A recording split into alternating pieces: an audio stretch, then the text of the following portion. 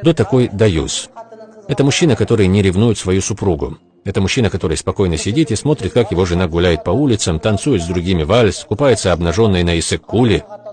Вот кто является даюсом. Тот, кто не ревнует свою жену и не ревнует свою дочь. А еще есть другой тип даюсов, которых называют глупыми даюсами. Это те, которые всегда ревнуют без повода. Такой человек может приревновать супругу даже к мухе, которая села на ее плечо, и устроить ей из-за этого скандал. Даже если его супруга не выходит из дома, он ее ревнует. При этом сам целыми днями может смотреть эротику по телевизору. А стоит его супруге немного заглядеться на Киркорова или Галкина, он тут же ревнует. «Ты посмотрела на Галкина?» — обвиняет он жену.